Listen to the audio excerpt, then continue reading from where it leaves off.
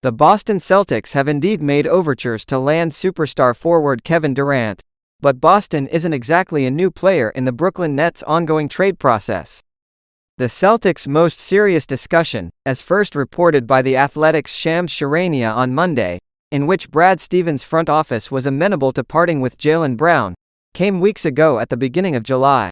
Representatives from most rival teams spoke with Nets general manager Sean Marks and other Brooklyn officials during the NBA's Las Vegas Summer League. Since the end of Summer League, the majority of consequential trade conversations around the NBA have come to a momentary lull, and team personnel aren't expecting any blockbuster trade anytime soon. That will only change if and when a team makes a sudden full-force effort to acquire Durant or Utah Jazz All-Star guard Donovan Mitchell. Durant is one of the NBA's unquestioned elite players and has 4 years remaining on his contract.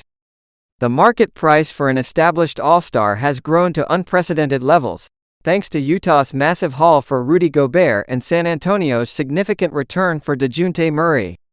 But with Durant turning 34 in September and a notable injury history that's limited him to only 90 games over the past 3 seasons, no rival team's trade offers have come close to meeting Brooklyn's lofty expectations. Several opposing executives contacted have suggested the Nets' terms are so significant because Brooklyn has no intention to truly move Durant. The Nets have sought at least one bona fide all-star caliber player, other contributing players and significant draft capital to consider any Durant package, sources said. Brooklyn also maintains a stance that Durant may ultimately survey the Nets' training camp roster and determine that playing in Barclays Center represents his best chance for a 2022-23 championship run.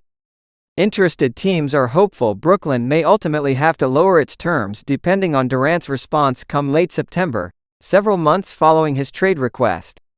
There has so far been zero indication he is plotting any type of holdout, but that scenario has been repeatedly mentioned by rival team executives as the one variable that could force Brooklyn to drop its expensive demands.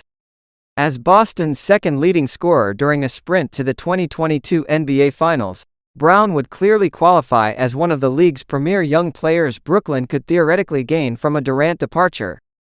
But is Brown, 25, really a centerpiece capable of leading the Nets on a deep playoff run without Durant, a 2-time Finals MVP? Would Brooklyn view Brown on the same level of, say, Pelicans All-Star swingman Brandon Ingram or Toronto reigning Rookie of the Year Scottie Barnes? Both Ingram and Barnes are believed to be the type of cornerstone headliners the Nets are seeking in Durant conversations. Gobert's trade value has provided Brooklyn with precedent to replenish its chest of draft capital, depleted during the James Harden blockbuster in January 2021. But the Nets have been described by league personnel as far more interested in a package that positions them for a title run. Playing it out, if Phoenix's now not happening offer of DeAndre Ayton, Mikal Bridges, Cam Johnson and the richest possible number of draft picks likely wouldn't have been enough to satisfy Brooklyn, then Boston has a large gap between the Nets' towering price point and a package of Brown, Derek White and a first-rounder. Ayton can no longer be traded until January 15 after the Suns matched his offer sheet from Indiana. This seems to be the first moment the Celtics have truly explored the possibility of moving Brown. All the way back in 2018, Boston never made Brown available in its efforts to land Kawhi Leonard from the Spurs. When Anthony Davis was on the trade block in 2019, the Celtics only internally deliberated on including Brown in a package to New Orleans.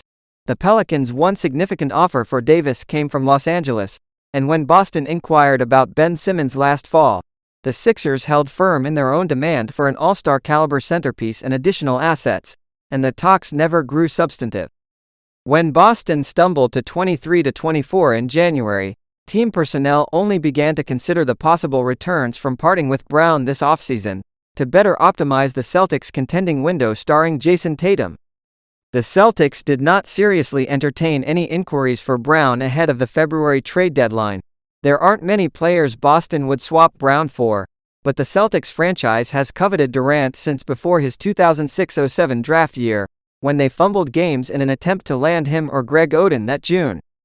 Then in 2016, Boston sent a buzzworthy traveling party, featuring Tom Brady, to the Hamptons in an attempt to lure Durant as an unrestricted free agent, before he joined Golden State.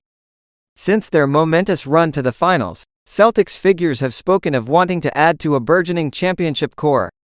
Boston found additional ball handling in Malcolm Brogdon, and free agent acquisition Danilo Gallinari is slated to provide a valuable scoring punch in the second unit. Sam Hauser is expected to play a more significant rotation role as a reserve marksman. If the Celtics don't land Durant, Boston will still be positioned as one of the favorites to emerge from a competitive Eastern Conference, with a bit of internal housekeeping likely in order.